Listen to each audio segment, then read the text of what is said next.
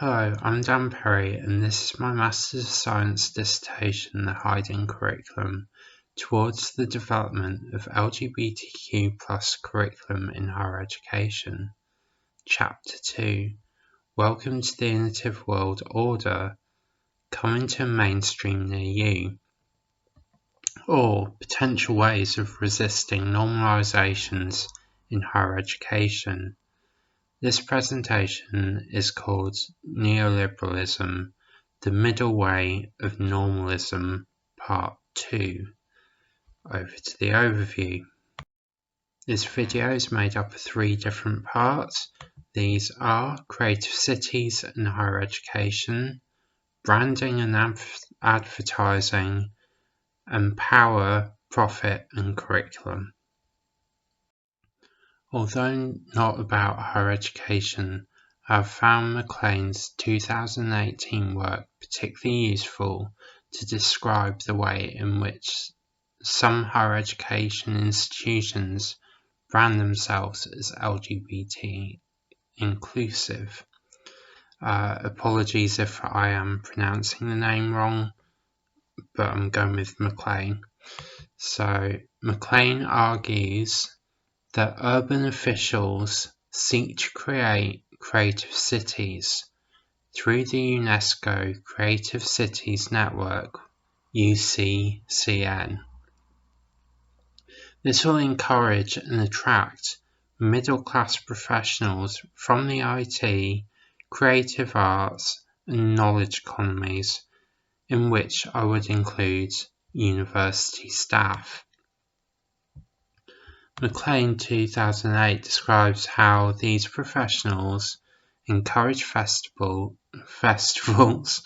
that are increasingly programming LGBT and queer and diversity events.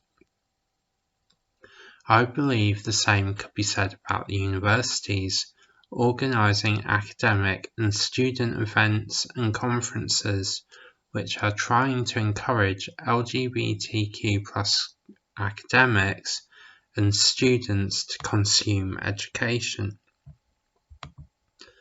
McLean adds that the urban officials stage festivals in their cities and neighbourhoods as places of aesthetic cosmopolitanism.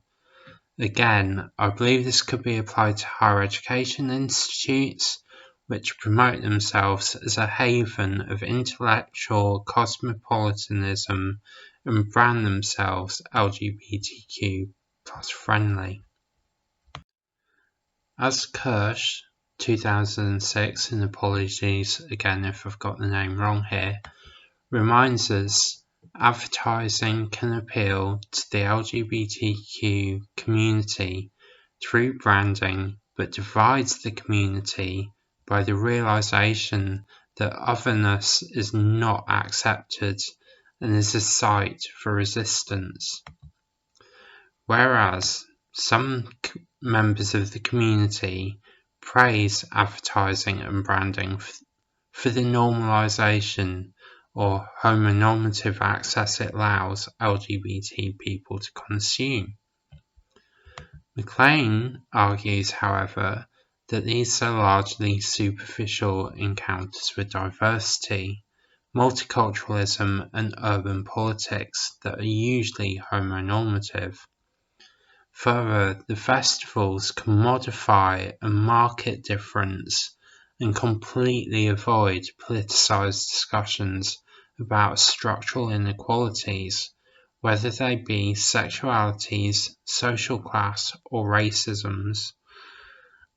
I believe this is reflected in higher education institutions as well, where they promote LGBTQ+ inclusivity but rarely discuss LGBTQ+ issues in curriculum. McLean, 2018, continues that city promoters exploit queer emotion and sentiment to lure festival goers in, instead promote neoliberalist versions of safety and inclusion. This could be argued with higher education institutes that brand themselves as LGBTQ plus inclusive and safe, but do little in the curriculum to support this notion. This means that students or academics have to raise LGBTQ plus issues themselves, and it's not always safe to do so.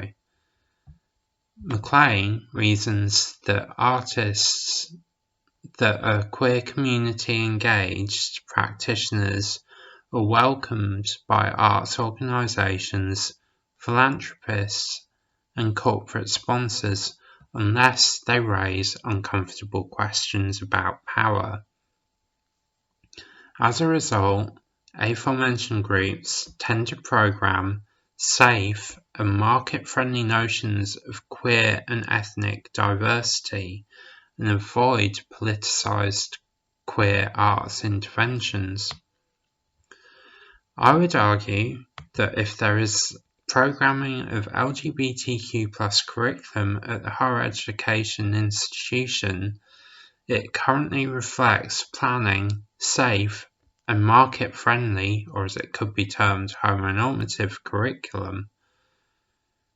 McLean considers that homonormative marketing is achieved by what staff think they perceive as an easily understandable, marketable version of single depoliticized LGBT or queer identity rather than more challenging conceptions of LGBTQ plus peoples.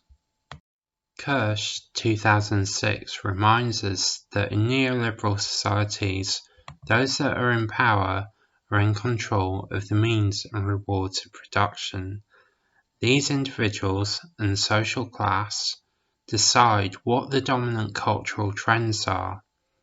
I would reason that this structure is reflected in higher education institutes where the individuals in power decide what curriculum and subjects are profitable and what does or does not go ahead.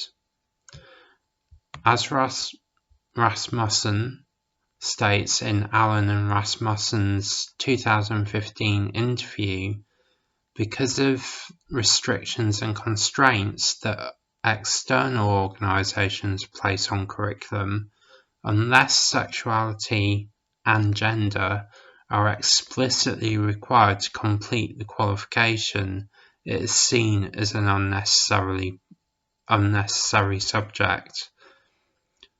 In the next slides, I will examine what neoliberalism is in more depth, referring to it in most cases as neoliberalist capitalism, as they are interrelated. Thank you so much for joining me. Hope you're still enjoying it.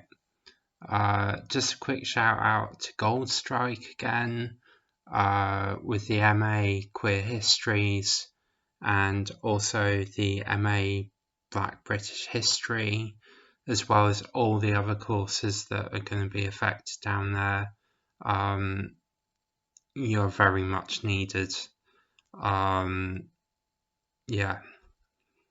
So support them as much as you can, because they are incredibly important courses, and staff as well. Anyway, we move into the final section of this chapter.